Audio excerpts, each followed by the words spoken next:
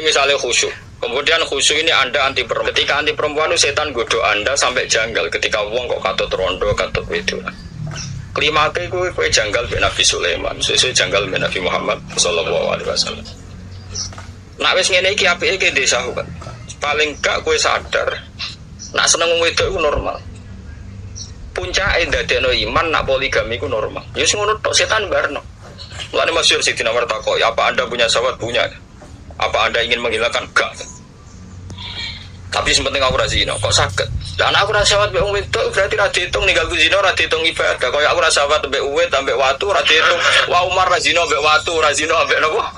Uwit. Jadi mulane dari Umar yo ben.